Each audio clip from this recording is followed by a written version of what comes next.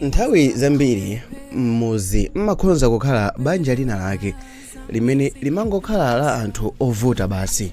Komanso nthawi zina ngakhale m'banja mmakhoza kukhala kamwana kenakake kamene kamangokhala kufuntha basi. Koma dera la Mulanje Central limatulutsa ana ofuntha kwambiri pa ndale. Dikira ndifotokoze dzina langa ndine Samavita. Dera la Mulanje Central Constituency limene gawo lina la derali ndi mtunda wa Chisitu. Nthawi zina limavuta kumvetsa makamaka pa ndale, ndipo pamakhala mafunso kuti kodi dera limeneli limatulutsa ana ovuta pa ndale? Kodi dera limeneli ndilodalitsidwa pa ndale kuti mwina tsiku lina lake kuzatuluka president wa dziko? Mwina linatembereredwa pa ndale? Nkhaniyi kuti muimvetse bwinobwino tiyeni tiyambire pa wachikulire Brown Mpinganjira. Kunakhala phungu wa nyumba ya malamulo yemwe ndi Brown Mpinganjira. Ambiri amene munabadwa zaka zapitazo mukumudziwa bwino Brown Mpinganjira pa nkhani ya ndale. Brown Mpinganjira anali MP wa Mulanje Central Constituency, ndipo kenako anakhala nduna yodalirika zedi mu ulamuliro wa chipani cha UDF. Mpinganjira anali mmodzi mwa ma royal minister a Bakiri Muluzi. Mu nthawi imeneyo Brown Mpinganjira ankapatsidwa maunduna akuluakulu ndi Bakiri Muluzi. Anthu ankamudalira Brown Mpinganjira muzaka zimenezo anali otchuka kwambiri ndi dzina loti BJ. Mpinganjira ndi yemwe adamenyera nkhondo kuti maselfoni abwere ku Malawi mzaka zoyambirira za ma 2000, nthawi imeneyo ali nduna ya information and telecommunication. Mpinganjira anakhalapo nduna ya education, nduna ya foreign affairs ndi maunduna ena ofunikira kwambiri mboma la UDF.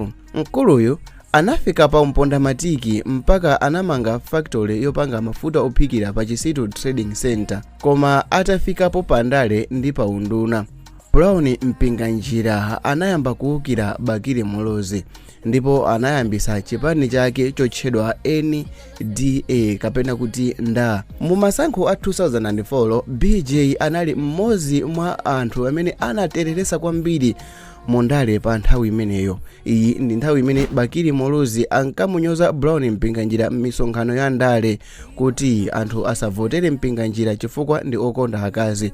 Ndipo chipani cha NDA cha Brown Mpinganjira mzisankho za 2004 zitachitika chinaluza momvesa chisoni pamene chinapeza MP mmodzi yekha basi ku Blantyre yemwe anali Bile Kaunda.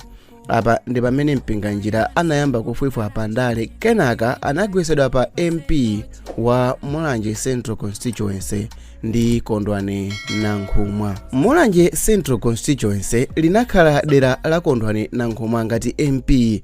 Pakupita kwa nthawi Nankhumwa anayamba kukondedwa ndi Bingu wa Muthalika komanso Peter wa Muthalika.